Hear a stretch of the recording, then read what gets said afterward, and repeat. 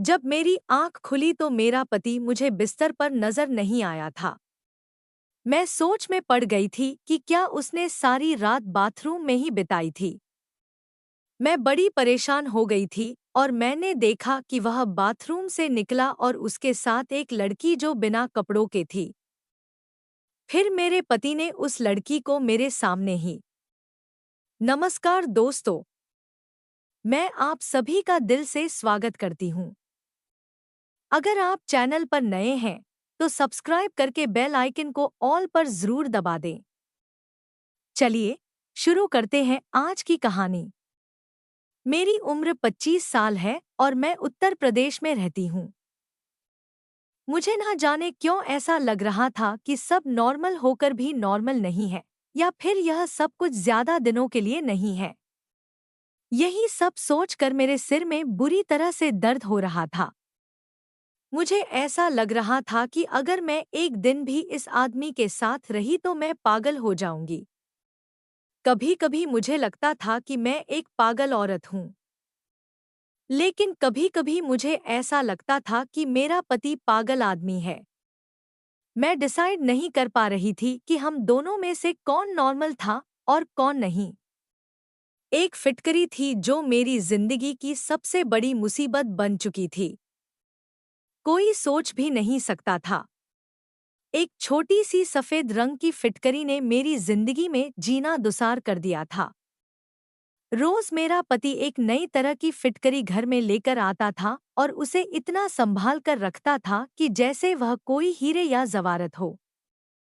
वह पागलों की तरह हर 15 मिनट बाद आकर अपनी फिटकली का ध्यान रखा करता था कि कहीं फिटकरी खराब तो नहीं हो गई, और कहीं कोई फिटकरी को कोई चोरी करके तो नहीं ले गया, और कहीं कोई चीज फिटकरी के ऊपर तो नहीं गिर गई जिससे फिटकरी वेस्ट हो जाए। वो बार बार अपनी लाई हुई फिटकरी का ख्याल रखा करता था। कभी उसे लॉकर में रखता तो कभी उसे कमरे में रख देता, तो कभी उसे सूटकेस में संभाल कर रख देता था, तो कभी किचन में आटे के डिब्बे में छुपा कर रख देता। मैं सोच सोच कर पागल हो गई थी कि आखिरकार इस फिटकली में ऐसा भी क्या था जो मेरा पति उस फिटकली के लिए पागल हुआ जा रहा था, और उसे फिटकली की इतनी ज्यादा परवाह थी। शादी के बाद मैं जब नई नई दुल्हन बनकर इस घर में आई थी तो तब भी मेरे पति के हाथ में यही फिटकरी थी। वो मुझसे बात करने के बाद अपनी फिटकरी को लेकर बाथरूम में चला गया था और मेरे पति को गए हुए लगभग 4 घंटे हो गए थे। मैं अपने पति का बहुत देर तक इंतजार करते करते सो गई थी, क्योंकि कि मैं भी दुल्हन बनकर काफी थक गई थी। इसलिए मुझे नींद आ गई थी और आखिरकार मैं अपने पति का कब तक इंतजार कर सकती थी। मेरा पति तो ना जाने कब बाथरूम से बाहर निकलता, मैं कब सो गई, मुझे कुछ पता ही नहीं चला। सुबह को जब मेरी आंख खुली तो मेरा पति मुझे बिस्तर पर नजर नहीं आया था। मैं सोच में पड़ गई थी कि क्या उसने सारी रात बाथरूम में ही बिताई थी। मैं बड़ी परेशान हो गई थी और मैंने देखा कि वो बाथरूम से निकला और उसके हाथ में वही थैला मौजूद था जिसके अंदर फिटकरी थी। मेरा पति बहुत बहुत देर तक अपनी फिटकरी के साथ बाथरूम में बंद रहता था और बाहर आने के बाद कहता कि सारी कमी पूरी हो गई है, और मैं शर्मिंदा हो जाती थी कि ना जाने वह कैसी कमी पूरी होने की बात कर रहा था। को दिन था और आज का दिन मेरी शादी को लगभग 5 महीने हो गए थे, और यह फिट करी थी कि जिसकी कहानी आज तक खत्म होने का नाम ही नहीं ले रही थी। वह बार बार बाथरूम में जाता और फिटली का पतला बाथरूम के अंदर जाते हुए और बाथरूम से बाहर आते हुए भी उसके हाथ में ही होता था। बाथरूम से लगातार पानी गिरने की आवाज आती रहती थी, और जब ज्यादा देर हो जाती तो मेरा पति बाथरूम से बहुत खुश होकर बाहर निकलता था। मैं तो बड़ी अजीब सी उलझन में फंस गई थी। मैं अपनी परेशानी किसी को बता भी नहीं सकती थी। यह सच्चाई जानने के लिए एक रात मैंने बाथरूम की खिड़की से झांक कर देखा तो मेरा दिमाग फट गया था और मेरी होश उड़कर ले गए थे। मेरे माता पिता मुझे बहुत प्यार किया करते थे क्योंकि मैं उनकी लाडली बेटी थी। मैं अपने सब भाई बहनों में सबसे छोटी थी। इसलिए मुझे अपने माता पिता के साथ साथ अपने बड़ी भाई बहनों का भी बहुत प्यार मिला था। एक दिन मेरी पूरी फैमिली पिकनिक पे गए थे। वहां सबका एक्सीडेंट हो गया। बस में ही बच्चे थी। मुझे भी भगवान बुला लेते तो मुझे किडनैप देखने नहीं पड़ते। अब मैं अपने चाचा के घर में रहने लगी थी और उनकी बेटियों की उतरण पहनकर उनका बच्चा कुआं खाना खाकर अपना गुजारा कर रही थी। वो लोग मुझे बहुत ताने भी दिया करते थी। उन लोगों की सुन सुनकर ही मैं जवान हो गई थी और इसी तरह से टाइम तेजी से गुजरता चला गया था और मेरी शादी की उम्र हो गई थी। मेरे लिए काफी सारे रिश्ते भी आने लगे थे। मुझे ऐसा लगता था मेरे लिए रिश्ते आते ही मेरी चाची परेशानी में आ जाती थी। मेरी चाची ने मुझसे जान चुराने के लिए मेरी शादी एक ऐसे इंसान से करनी थी जिसको मैं जानती तक नहीं थी। फिर भी मैंने सोचा कि चाची के घर पर मुझे सारा दिन नौकरानियों की तरह काम करना पड़ता था। इससे बेहतर तो यही होगा कि मैं अपने पति के घर काम करूं और उसकी सेवा करूं। जब मैंने अपने होने वाली पति को देखा तो लड़का काफी हैंडसम और स्मार्ट था। इसीलिए मैं बेफिक्र हो गई थी। फिर सुना कि लड़के वालों का अपना घर है, तो इस बात से मैं और भी ज्यादा खुश हो गई थी।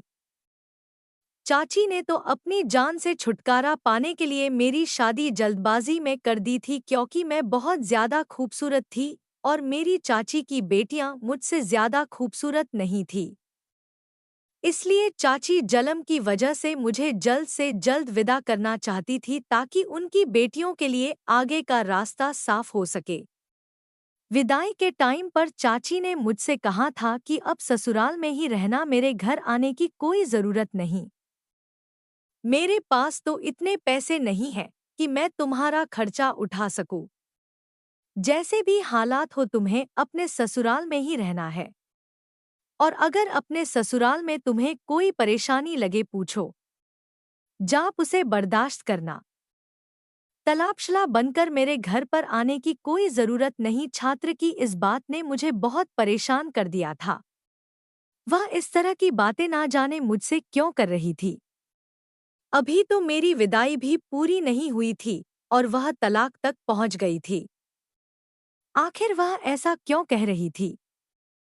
क्या लड़की में कोई खराबी थी या उसके घर वालों में कोई गड़बड़ थी?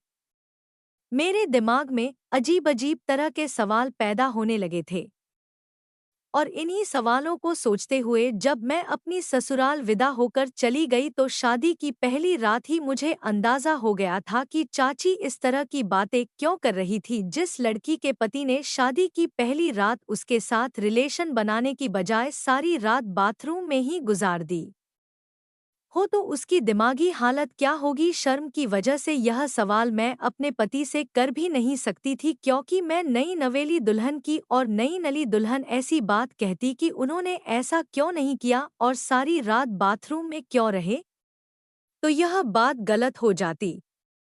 मैंने सोचा कि मैं तो सो गई थी, हो सकता है कि वह भी आकर सो गई होंगे। शायद बहुत सुबह को वो दोबारा बाथरूम में नहाने के लिए चले गए हो। बस यही सोचकर मैंने अपने दिल को तसल्ली दे दी थी। लेकिन मेरी यह तसल्ली किसी भी काम नहीं आई थी। जब रोजाना कमरे में मेरा पति यही अजीबोगरीब तरह की हरकतें करने लगा था। शादी को 1 महीना पूरा होते ही मेरी सास ने पोतापती की रट लगा ली थी।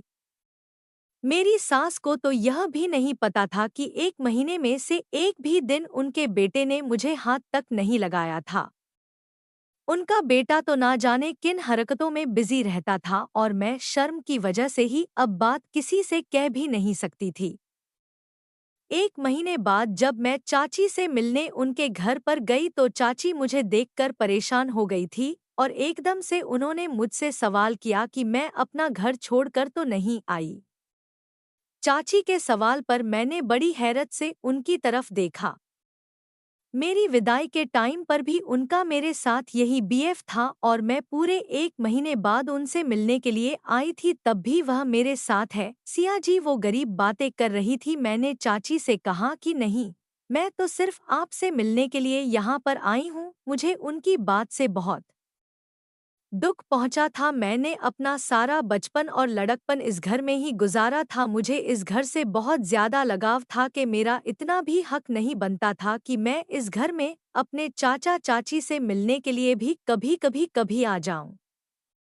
मैं उदास होकर अपने घर को वापस आ गई थी और इधर देखा कि मेरा पति फिटरी उठाकर बाथरूम में जा रहा था।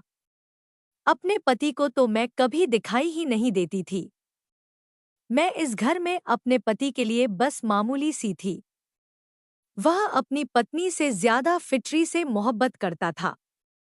कभी कभी तो मैं सोचती थी कि मैं खामोशी रंग और अपने गुस्से पर कंट्रोल करूं और इसे अपनी किस्मत में लिखा हुआ समझकर अपने भाग्य के साथ समझौता कर लूं। फिर अगले ही पल मुझे याद आता कि मैं क्यों खामोश रहूं और मुझे तो बल्कि अपने पति का सारा सच दुनिया के सामने लाना चाहिए। मगर ऐसा तो मैं सिर्फ अपने सपनों में ही कर सकती थी। हकीकत में तो मुझे परेशान होने के अलावा और कोई दूसरा काम भी नहीं आता था। अब मैं उनको घर के कामों में बिजी रखना शुरू कर दिया था और मैं ज्यादा से ज्यादा अपने आप को बिजी रखने की कोशिश में लगी रहती थी। अब मेरा सारा ध्यान घर वालों के कपड़े धोना, खाना बनाना और घर की साफ सफाई करने में ही लगा रहता था। मैं चाची के घर में भी नौकरानी थी और अपने ससुराल में आकर भी नौकरानी की जिंदगी गुजार रही थी। फिर मैंने सोचा कि आखिरकार मैं कब तक इस तरह की जिंदगी गुजारी, मुझे अपने पति से बात करनी ही होगी। एक दिन मैंने बंद शब्दों में अपने पति को यह बात समझा कि उनकी मां मुझसे पोता पो की डिमांड करते हैं। यह बात सुनकर जैसे मेरे पति को कल्प सा लग गया था। उन्होंने फौरन ही कहा कि अभी ऐसा कुछ भी नहीं हो सकता और ऐसा बिल्कुल मुमकिन नहीं। इतना कहकर वह कमरे से बाहर चली गई थी तो मैं अपना सर पकड़कर बैठ गई, क्योंकि मुझे अपने पति पर पहले से ही शक था और अब मुझे अच्छी तरह से यकीन हो गया था कि मेरा पति ना मर जाए। इसलिए वो फिर का बहाना बनाकर रोज रात को बाथरूम में चला जाता है और फिर मेरे सोने का इंतजार करता है। जब मैं सो जाती हूँ तो वो बाथरूम से बाहर निकल कर आता है। वह ऐसे ही करता है, वरना कोई मर्द ऐसा नहीं होगा जो अपनी नई नवेली दुल्हन को अकेला छोड़कर इस तरह से सारी सारी रात खुद को बाथरूम में बंद नहीं रखता। मैंने सोचा अब मुझे अपने पति के इस लैब से पर्दा हटाना ही पड़ेगा और मैं सच जानकर ही रहूंगी और यही सारा सच में सब लोगों के सामने लेकर आऊंगी। एक दिन रात के टाइम पर मैंने सोचा कि मैं सोने की एक्टिंग करती हूँ और देखती हूँ कि मेरा पति रात में क्या करता है। मैंने आज ही अपने पति से कहा था कि मुझे बहुत नींद आ रही है और मेरी तबीयत ठीक नहीं। मेरा सर दर्द से बुरी तरह फटा जा रहा है, इसलिए वह मुझे जगाने की कोशिश ना करी। मेरी यह बात सुनकर तो मेरे पति के चेहरे पर अजीब सी मुस्कुराहट आ गई थी, जैसे कि उन्हें इंतजार हो कि मैं जल्दी से सो जाऊं।